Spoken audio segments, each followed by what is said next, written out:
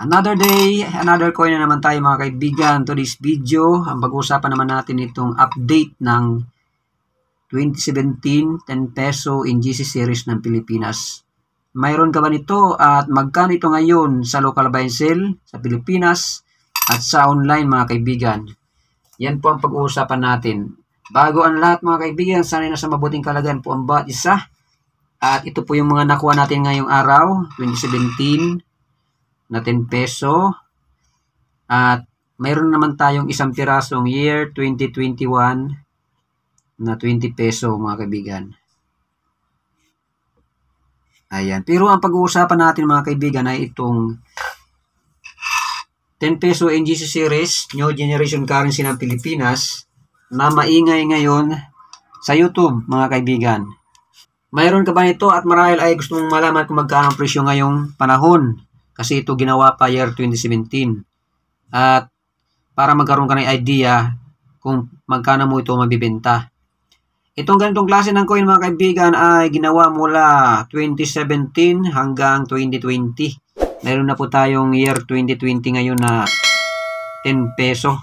At ito karamihan sa mga nagbablog mga kaibigan ay tinuturing ito na hard to find daw ang bariyang ito mga kaibigan. By the way mga kaibigan, ang nakaportrait ay si Apolinario Mabini na siya yung utak ng Katipunan. Mapapasa mo dyan sa kanyang ulunan ang Republika ng Pilipinas.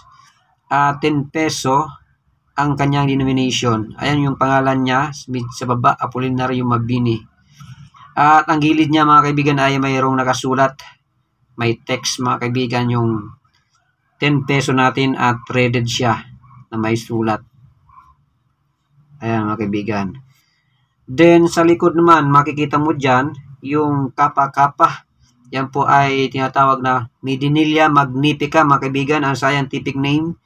At makikita mo dyan yung logo ng Bangko Sentral ng Pilipinas sa gawing kanan. So bali ang coin na ito mga kaibigan ay gawa sa nickel plated steel. Kaya ito po ay may steel, may bakal, ay magnetic po yan mga kaibigan. So ayon kay numista.com, doon tayo tumitingin lagi ng kanyang mga details.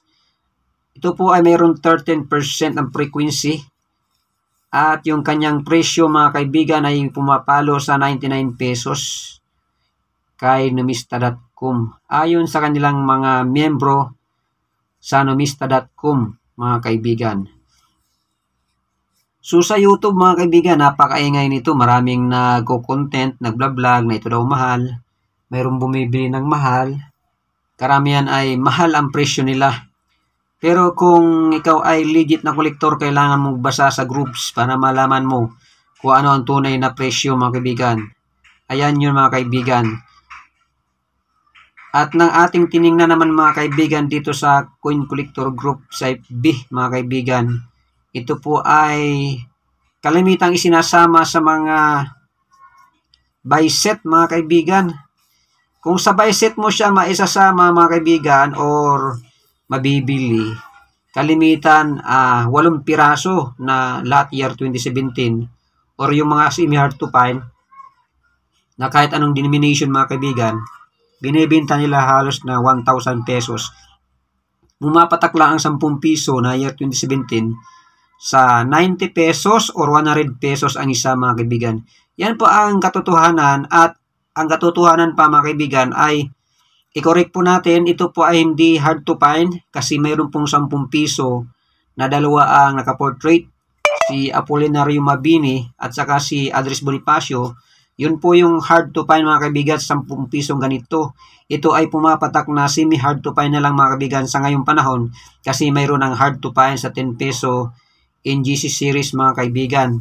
So yung presyo, sinabi ko kanina, ang presyo nito, pagkasama sa set, umaabot lang siya ng 100 pesos or 90 pesos mga kaibigan. Depende sa seller. At kung paisa-isa naman mga kaibigan, pag binili mo ito ng paisa-isa, may nagbenta sa'yo at gusto mong bumili, umapatak lang po ito ng 100 to 120 pesos ang isa pagka UNC. Pagka UNC po kasi ang tinatawag na UNC yung makinang halos hindi pa nagamit sa circulation. Itong nakikita nyo ang aking coins na 10 peso in GC series, ito po ay nasa very fine condition lamang. Yung condition ng bariyang ito, gamit na po ito.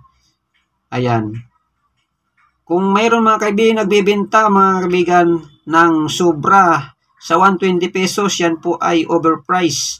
At sa eBay mga kaibigan, wala po tayong nakitang nag-post ng year 2017. Meron man random, year 2017 hanggang 2019 binebenta sa eBay ng 472 pesos. At nakakita tayo ng isa nag-post sa carousel. Ang gantong klase ng coin na 10 peso NGC series year 2017 mga kaibigan ay binebenta niya ng 250 pesos. So medyo pricey kung bibili ka sa carousel. Kaya ang gawin mo kung coin collector ka, gusto magkaroon ng kopyang maganda UNC, maghanap ka na lang sa circulation. Bali pang 2 piraso na natin ito mga kaibigan, ang year 2017 na barya na nasa akin ngayon. Marami pong salamat sa tiwala. God bless you all. Bye-bye!